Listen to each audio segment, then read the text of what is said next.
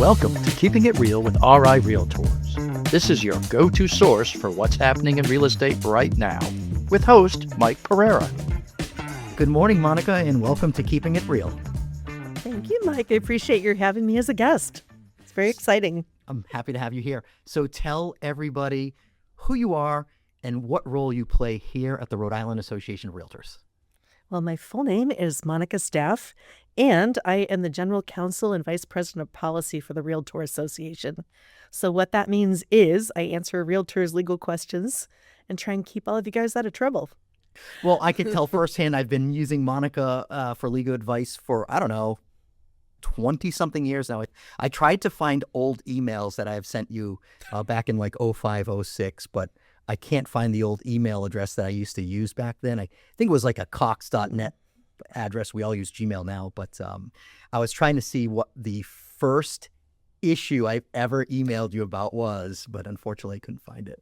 Oh, that'd be such a good archive. It would have been really nice. Yeah, I'm kind of a pack rat with a lot of my, at least like I have ancient Word documents. So I always like to see what people are asking about and how the trends have changed. And it is one thing, actually, a lot of the realtors may not know, but I do track each month, like top 10 issues. And so I've got those back at least probably like 10, 15 years anyway. That's kind of interesting. I bet you there's like some sort of shift, right, with trends. So what the top 10 complaints are now might not have been the top 10 complaints 10 years ago. Exactly. Or even just looking back from COVID. All the questions during COVID, or almost all of them, were about realtors qualifying for unemployment as independent contractors. And then before, when COVID was brand new, it was just how to keep, as everything was closing down, like town halls, and how were closing attorneys going to go forward, how were appraisals and loans going to happen when we were all locked up. That's a good one. So that, and then just even health issues of doing showings. So yeah, so hopefully we can put that behind us. But So you were also the health advisor. Yes, I was. That's funny. Yeah, that was a wild time.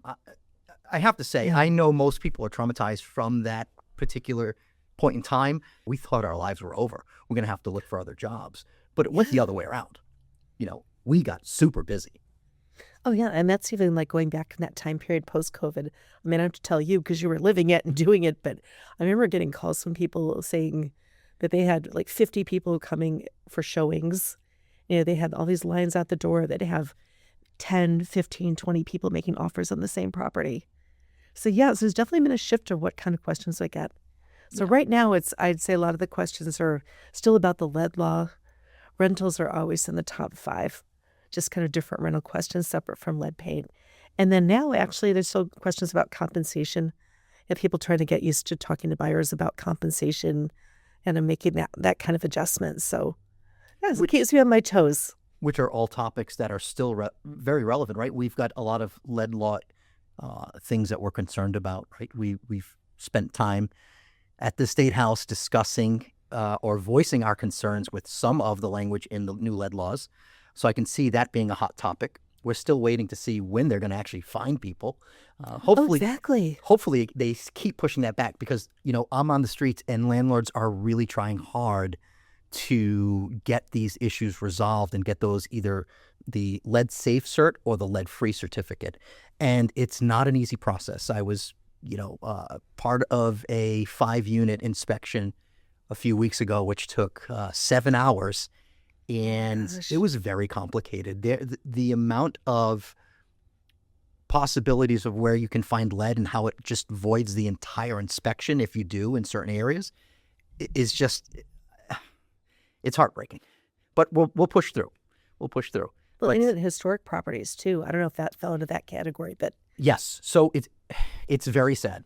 So another hot topic is rentals, right? There's a lot going on legislatively with regards to tenants and landlords. They're not seeing eye to eye, and we've been spending a lot of time dealing with this stuff. So I can imagine you're getting a ton of questions on that too. Yeah, I get some questions about rent control, some of those kind of issues. Pending legislation, but a lot of the questions are just probably one of the most frequently asked ones is security deposits. Interesting. How much can people collect? When do you return them? What if one person moves out, the other person stays? When do you have to refund it? But I'd say probably the most frequently asked question I get about rentals is, can a landlord collect first month's rent, last month's rent, and security deposit? And that's been a question going on for years now. I remember Yes. people asking that question for the last 2 decades. So what's the real answer? So the real answer is no. But what throws everybody off is people will look at the landlord tenant handbook, or, they'll check the Rhode Island general laws directly. And it doesn't really say that in the security deposit statute. There's no mention of last month's rent anywhere. It's how housing court judges have interpreted it. So they've made the decision that any kind of deposit or rent that's held is meant to be held throughout the transaction and not spent right away. The maximum is 1 month's rent, the equivalent of 1 month's rent. So you can collect a security deposit that's equal to 1 month's rent. You can collect first month's rent. So those add up to the equivalent of 2 months' rent. Right. The only exception is if there's a furnished place. So if the furnishings if it would cost more than $5,000 to replace the furnishings, then a landlord can collect a furniture deposit too. That's interesting. But last month's rent can't collect it. They're collected the other two. We've seen that many times being requested. It's very interesting. And now I think there's some type of legislation they're discussing with regards to making the security deposit interest bearing. Yes. And I'm licensed to practice law in Massachusetts too. That's something, not only do they have that in Massachusetts, it's you have to pay the tenant the interest on the anniversary date of their rental. So if I'd been in your rental unit for 10 years, well, if that law were to go into effect, then you'd have to not only pay me interest, but you'd have to calculate exactly what you owe me every single year that I moved in. I've got an example and for pay you. Me. Yes. Do So you do it's math? about 60 cents on a $2,000 deposit over 12 months. I'm glad you did the math for me. Thank you. That wasn't me, but I can't take credit for that. Rhode Island Coalition of Housing Providers had posted something that I shared this morning with regards to that calculation. I thought was pretty interesting. So, we're passing all this crazy legislation that, this is more red tape because they're talking about submitting W-2s and everything to the landlord, which creates more work for 60 cents. It just doesn't make sense. And I understand that we're trying to do everything we can to protect tenants, but at the same time, at what cost? I think it's going to cost more time than 60 cents, every year. So Kind of reminds you why they're getting rid of the penny. It's like Yeah, you calculate how much goes into it. Doesn't really make sense to do that. But exactly. That's funny. I understand the rationale for it. If I were a tenant, I'd think, oh, someone's holding my money. I might be here for several years. Give me that. But it just, when you do the math, like you said, it just doesn't make any sense to do at all. No, and I heard another agent had messaged me from that post that I reshared and said that they actually do it in Connecticut. So I thought that was pretty interesting because I would have never guessed. But I guess they already pay interest on security deposits. So we're surrounded. Speaking of security deposits, I haven't received mine back yet from my landlord when I moved my company out of Providence on February 1st. What can I do, Monica? Get a good attorney. Should I just text them and say, hey, where's my money? Well, actually, you know something, though, but the 20-day return of security deposit, and that's for residential. Oh, commercial goes out the window. Commercial, really, there's so few protections in commercial leasing. Very few. At least in the law. There could be in the lease. What is an assignment? We see there's a provision on the purchase and sales agreement with regards to assignment, but I think that's one of those provisions that doesn't pertain to almost every single transaction, but it's there so people just overlook it. Exactly. Well, there is a portion in there regarding assignment. So what exactly are you talking about? So an assignment is one of those issues that it's really kind of picked up steam. A lot of people probably wouldn't even have considered it, any idea what it is. So assignment is if you've got someone, usually it comes up if there's an investor. Let's say that you own real estate and you're willing to sell it to me at the unbelievable price of $200,000. So see, I did my own math this time. It's a bargain. So you're selling it to me for you agree to sell it to me for $200,000. Then what I do is I go and find another buyer before the closing takes place. And I I sell my interest in that purchase and sales agreement to another buyer. And you may or may not know I'm doing that. But anyway, that other buyer steps in my shoes, replaces me. Let's say they pay me $30,000. And I say, okay, good. Now you're in the purchase and sales agreement with Mike. I'm out. I have my 30 grand or whatever the amount is. And then that other buyer and you are the ones who complete the closing. So there's one transfer tax or conveyance tax. There's one closing. And I've got my money, and that's not really reflected anyplace except when I file my income taxes. That's interesting. So where before is more common, I think, and you tell me, but you have maybe someone who is a flipper, like that kind of investor, and they used to do maybe 2 closings. Like Simultaneously. Like right? back to back. Back-to-back closings, which is what I thought assignment really was, but it's not. And correct me if I'm wrong, as long as the seller doesn't have any financing or financial interest in the first purchaser, you don't need the seller's permission, according to the sales agreement, to assign a property to somebody else. Because it doesn't affect the seller whatsoever, as long as the transaction falls under all of the deadlines, right? Possibly a mortgage commitment letter, the closing date, if all that stuff's in line, you can do whatever you want. Right, and I don't need the seller's permission to do it. Right, unless, I thought it was unless the seller was you're financing part of the sale, right? Seller, because that's not uncommon where a seller will hold a second note to make a deal go through, especially in commercial, but it could happen in residential, Yeah, so that's definitely an exception. And before, like you see, it was a lot more common for, if you ever saw an assignment, like maybe I would sign a purchase and sales agreement in my own name, but I want to set up a limited liability company before the closing. So I could just transfer it into the limited liability company instead for tax purposes, liability purposes, whatever. And as long as that LLC could still complete everything, then everything's good. Right. Totally legal. Right. So the downside of it, though, is I'm hearing more from our members and even some consumers about it. And it's been a big issue actually in other parts of the country and kind of coming here more. But where you have a situation where you as the seller may not know I'm doing any of this. And there could be a delay in the closing. If I give you a smallish down payment and you think I'm buying a property from you for cash and you pick my offer, even if it's a little below market value, you pick my offer because you think I can close in a week or two, right? And then all of a sudden the closing's getting put off. And what you don't know is because I haven't found a buyer who can give me the amount of money that I want. Also, I'm not licensed. I don't have to be licensed to be a wholesaler. Interesting. So that is the number one concern with assignment, is that they can delay it without telling you. They can pretend that they're just trying to extend it for their own purposes, but they're secretly trying to find a buyer. Right. Okay. Now, I know that there's new documents coming down the line at some point. Does that clarify that in the new documentation that we're going to have to use regarding assignment? Yeah, the new documents are for multiple listing service. Mm-hmm. So I know there's a lot of overlap between realtors and statewide multiple listing service participants. So those will be released. We're actually just waiting from our vendor for a sign off to make sure they can add some fields to multiple listing service. But with that, the seller will actually have to sign a document that says, I understand, basically, you would sign something saying, you know what I'm up to. Okay. In other words, that I'm looking for another buyer. I'm going to be listing this property in multiple listing service. Because that's something, too, that happens with sellers might, all of a sudden, they find out their property is being listed by someone else they didn't sign a listing agreement with. They're like, wait, where'd this come from? Like, why are there 2 listings? Or one of our MLS participants or subscribers will call multiple listing service, which I should have mentioned. I also work there too. Also the attorney for multiple listing service. And they're just kind of freaked out because their listing's in there. We even had a call in multiple listing service from a seller that had a property that was on a lockbox. And what the seller didn't know was that, I'm making myself the bad guy again.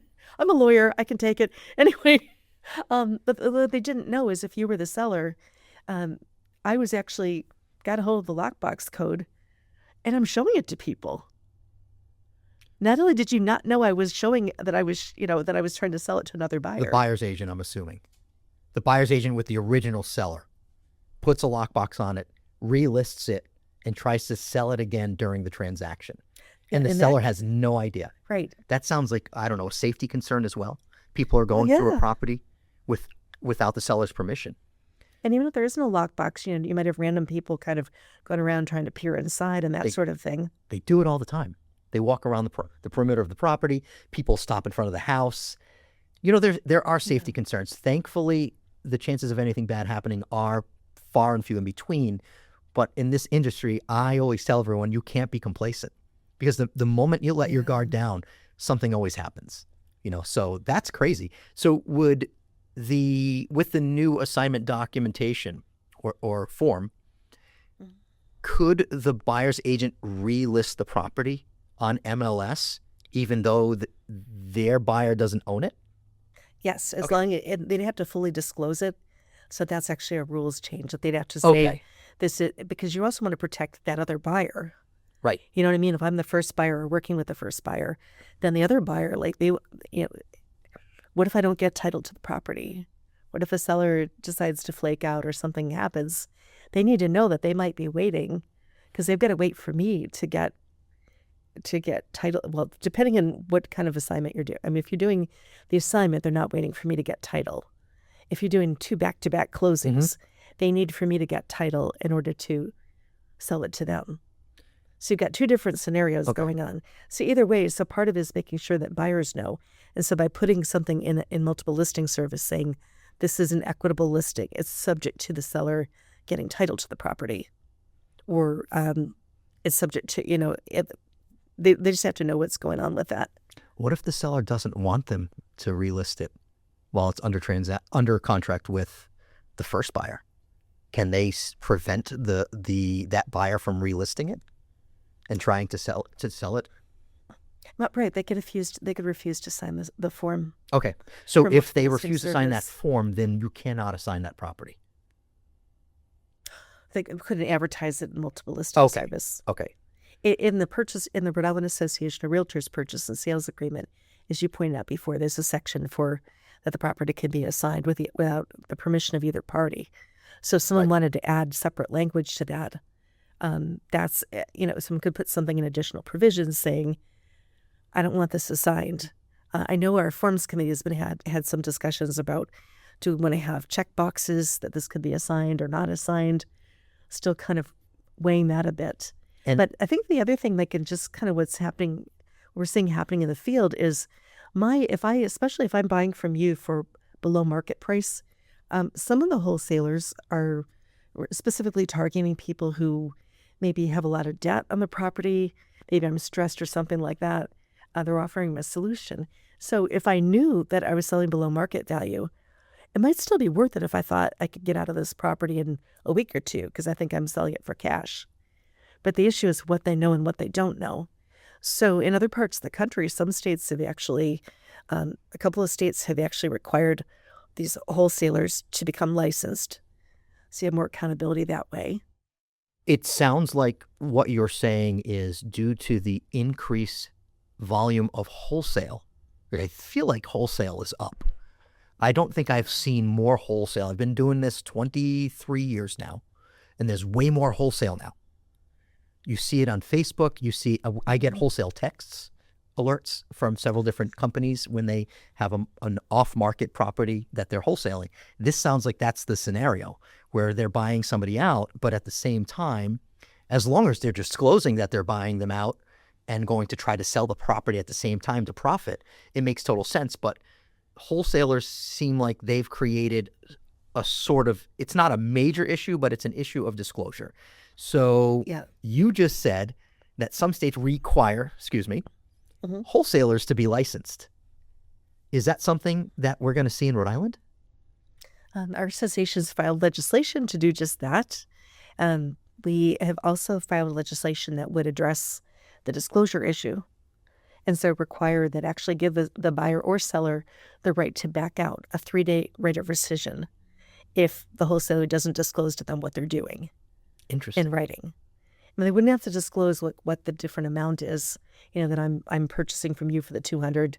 I'm using very low numbers. Well, from what we're seeing in this marketplace, but so the 200,000, I wouldn't have to disclose that I'm trying to sell it to someone else for 230. But another issue too, that it's an issue with wholesaling, is if you look at what you as a real estate licensee, you as a real estate broker, the state law says you can't have a net listing. So meaning that, and you jump into, but I'm with a net listing and you just don't see it because it's illegal. With a net listing, it would be, I would approach you and say, Mike, how about I buy your place for $200,000? And then instead of you're paying a commission, I just get to keep everything above that. Right. As a real estate broker, if you were listing that property That would be a complete violation of Rhode Island license law, just because it really puts the seller at a disadvantage. But this is like, if I get that extra $30,000 or whatever it might be, where does it go other than when I file my income taxes? Right. Would it be subject, moving forward, would it be subject to deed transfer tax? Like that extra 30? We don't know yet. No, I actually reached out to the Division of Taxation last week. Rhode Island Division of Taxation. You're already prepping them? Hey, yeah, causing trouble. I think I found more money for you guys. Thought it might help us get our legislation through. Snitch Well, I know I'm being a snitch here, but still, it was trying to clarify because Right. I was just trying to say, like, I've had some members of our association recently say, you know what, I was involved with the transaction, or I know a client who was involved with the transaction, and what they were told is the me as the wholesaler, I'll purchase the property just slightly above what you owe for your mortgage, and then everything else is structured between me and this other buyer. And then whatever bid I'm charging the buyer, is that showing up in a closing statement? It's not part of the conveyance tax. It's not part of the purchase price. Where compensation for the most part with real estate brokers like yourself, that's part of, it's on the settlement statement. It's kind of on like the a closing cheat code. statement. It's kind of like a cheat code. So when it comes to this proposed legislation regarding wholesalers and having them licensed, what's the benefit of, or for the consumer, that the wholesaler actually has a real estate license? What's the benefit to that? Yeah, I mean, part of it's that accountability, that they'd owe some fiduciary duties to the consumer. They'd have to do things that were in their client's best interest. And that's one option to it. Like, this is a major issue that's brand new. Or we're pretty close to brand new for the extent of volume that we're seeing in Rhode Island. Actually, one thing I should mention quickly, I always ramble, don't I? Anyway, no. It's an occupational hazard. No, you're good. For lawyers. Sorry, I get all excited about keep stuff. going. Like, I'm a important. policy wonk. Well, this is super important because this is, we get a lot of our members that are always saying, what do I get for my dues, right? This is what you get for your dues. We're looking out for you, on the back end when you don't even know that. But so this is important stuff. They need to hear this out. So you can ramble on. Well, so I was going to say is Connecticut actually passed a wholesaling law that's going into effect in, I believe it's July 1st of this year. Don't hold me to it. It's either June or July. I think it's July 1st, though. And they actually have a separate category of licensing for wholesalers. Interesting. And some of their things, they've actually gone way further than what we proposed. I'll be curious to see how it works in the field, but they're actually limiting the capping how long an assignment agreement, a wholesale agreement, can remain in effect. So in other words, it has like 6 months to close. Okay. If they don't close within 6 months, it's done. So it doesn't tie up the seller, essentially. Right. Yeah, because it's not fair. Most sellers don't go into that scenario knowing or thinking that the house is going to be resold. I will say, in fairness, I've seen some of the wholesaler contracts, and they do explicitly state and disclose that they're going to be actively trying to sell this property for more money than what they give the consumer, and the consumer actually has to sign that form. So there are wholesalers that are disclosing it, because we know in real estate, as long as everything is disclosed and the parties understand it with clarity. Again, what do we say in the forms? If you don't understand this, consult an attorney. Consult an attorney. As long as they understand or consult with an attorney to be better, or to have better knowledge of the form, then there's no issue here. There really isn't. But you're right. When we have new trends that pop up, we have to monitor the situation and then try to get control of it before it gets completely out of hand. Because I know that the wholesaling has exploded in Rhode Island. I mean, it's tremendous. I can't keep up with the alerts I get. It's almost like a secondary market. Yeah. But bad things can happen when there's no regulation on that secondary market.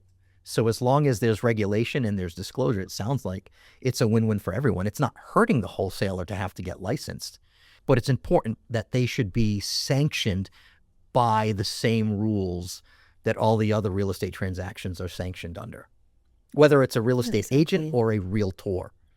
And I think one thing that's important for people to know, I mean, I've had some people ask, like, well, wholesaling shouldn't be allowed. It's not that. It's really what you were saying about disclosure. Because with wholesaling, I mean, like you said, it's kind of a new business model. Sometimes people's first reaction is, we got to stop it. This is unfair. This is just, it's trying to bring greater accountability to it.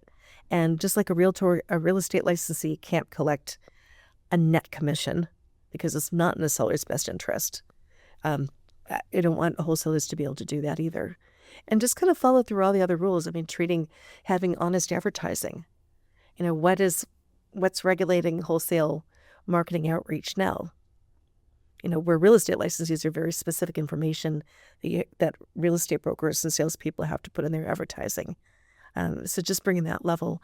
I think also, so really the key parts of the legislation that we filed, licensing provision, it would be under the just same real estate licensing provision, and then having the written disclosures that the wholesaler has to provide to buyer and seller.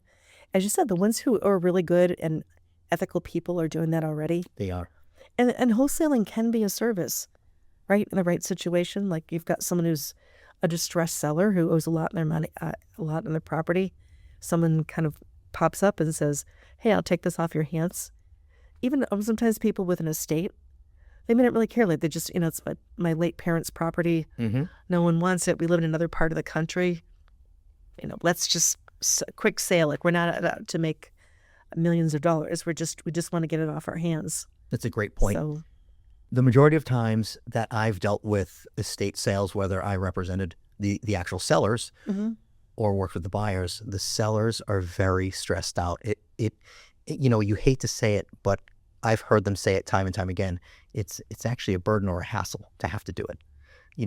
It's something that in most cases is unexpected.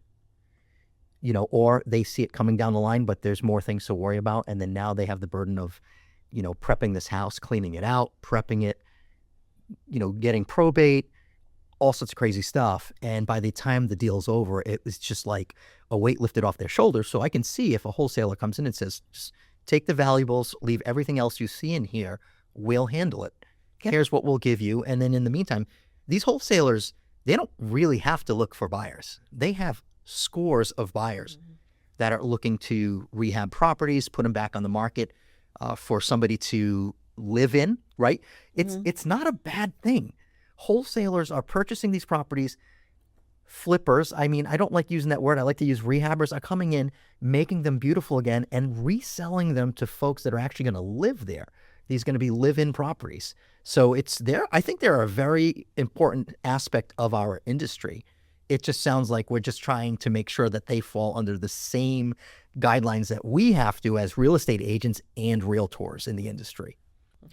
Well, Monica, thank you very much for coming on with me and talking about the things that you do and some of the things that are going on in Rhode Island and how we're looking to help our consumers.